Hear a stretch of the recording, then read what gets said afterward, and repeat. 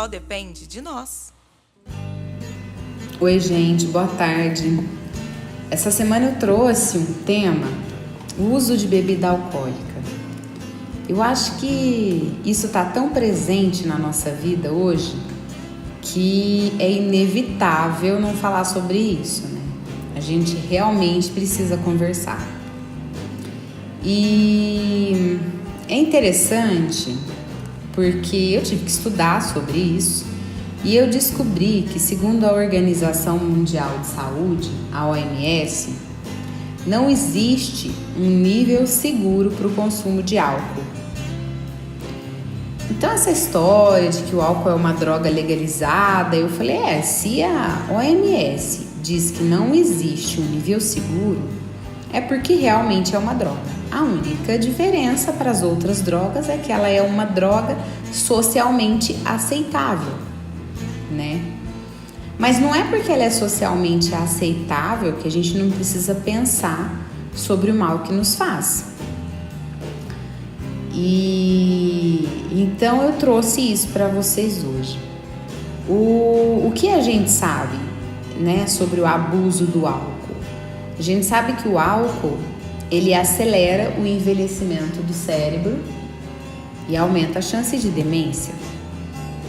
A gente sabe que ele causa danos a vários órgãos, ao fígado, existe risco de cirrose, ao pâncreas, né? Pode evoluir com diabetes, enfim, fora todos os outros problemas.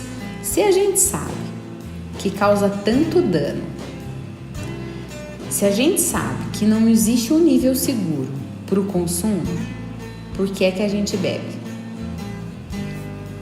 Outra coisa que eu acho muito interessante e que a gente não costuma pensar sobre isso. Então, quando um adolescente bebe, a gente horroriza, né? Porque como assim? É muito novo, por que tá bebendo? Mas quando é adulto, a gente tende a achar que é normal.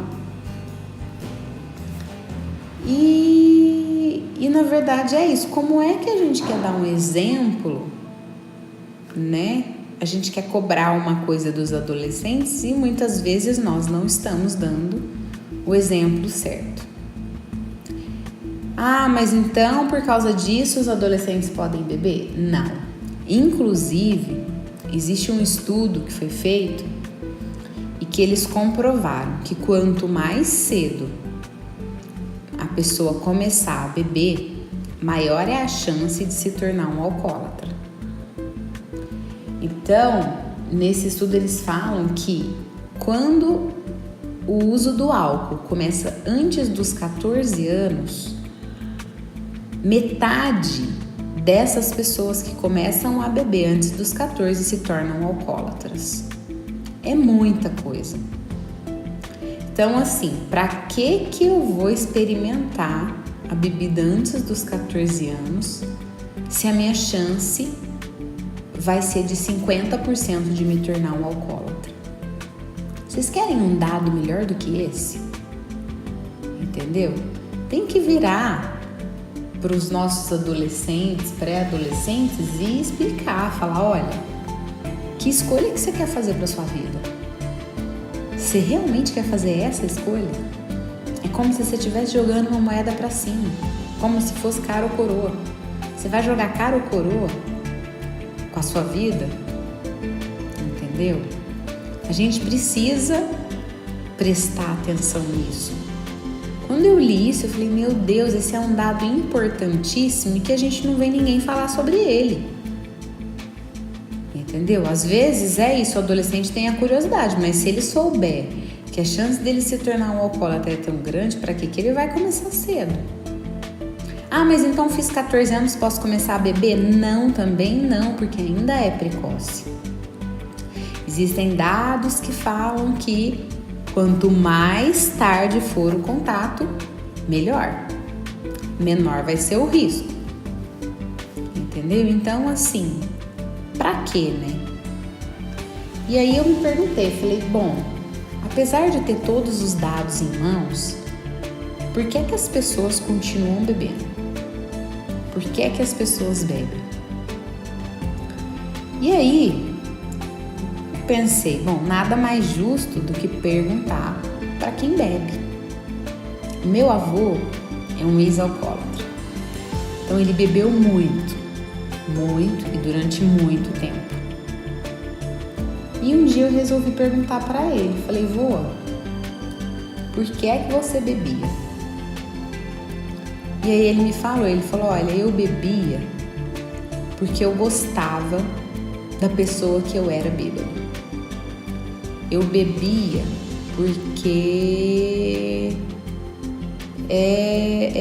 eu sentia prazer em estar bêbado, entendeu? Então, para ele era gostoso ficar bêbado, ele gostava do que ele era bêbado e era por isso que ele bebia.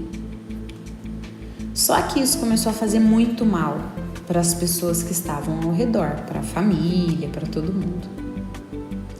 E aí eu perguntei para ele, falei, tá, mas como que você parou de beber? Porque assim, ele foi internado inúmeras vezes, ele parou de beber 1 ano, depois ele voltava, ele parou de beber 2 anos, depois ele voltava, e aí ele tinha recaída, e de repente, do nada, um dia ele parou. E eu fiquei com isso durante muitos anos na minha cabeça. E aí, um dia numa conversa, eu perguntei, falei, vô, me explica, né? Porque eu como médica, eu precisava entender. E aí ele me contou, falou, olha, era o seguinte, eu achava que eu gostava da pessoa que eu era bêbado, mas que aquela pessoa acabava ferindo, acabava machucando, fazendo sofrer as pessoas ao redor. Mas ele falou, chegou um dia que eu me dei conta que, na verdade, eu era o sofredor. Por quê? Ele falou, era muito difícil levantar no dia seguinte e encarar as pessoas que eu amava, sabendo tudo que eu tinha feito. Ele falou, era muito difícil, era muito vergonhoso. Ele falou assim, a vergonha quem sentia era eu. As pessoas ao meu redor achavam que tinham vergonha, mas na verdade quem tinha maior vergonha era eu. Ele falou, era difícil levantar no dia seguinte e ir trabalhar, ir fazer as minhas coisas, sabendo tudo o que tinha acontecido na noite anterior. Sabendo que eu tinha passado da conta, sabendo que às vezes eu caía, sabendo que às vezes eu magoava, né? Eu tinha várias pessoas magoadas comigo. Então, e era uma escolha. Ele falou, infelizmente, eu era um sofredor e eu escolhia sofrer. Ele falou, chegou um dia que eu falei, chega, eu não quero mais ser esse sofredor. E, consequentemente, quando ele deixou de ser o sofredor, ele também deixou de fazer sofrer as pessoas ao redor. E eu perguntei, falei, vô, qual que é o seu maior arrependimento? Porque hoje ele tem quase 80 anos. Ele falou que é o tempo que ele demorou para descobrir isso. Ele falou, olha, meu maior arrependimento é não ter parado antes. Eu ia ter muito menos problemas de saúde, eu ia estar muito mais saudável hoje, eu ia ter aproveitado muito mais a minha família, eu sem dúvida teria tido uma vida muito mais feliz. Mas infelizmente eu não conseguia enxergar isso na época. E engraçado, porque quando ele me falou isso foi muito doloroso, porque é difícil, né?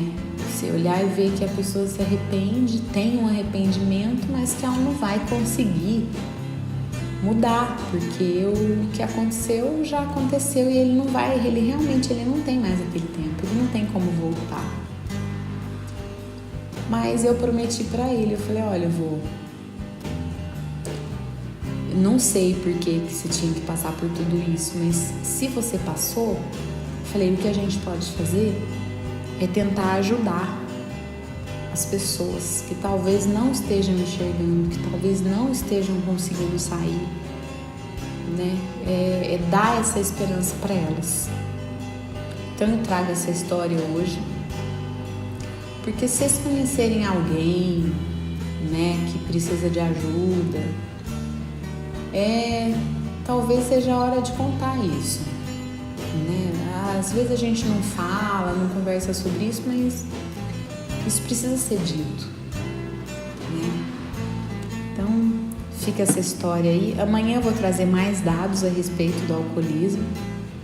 Essa semana eu pretendo falar bastante sobre isso, principalmente por ser algo que faz parte da minha história. E eu queria dividir isso com vocês. Um abraço.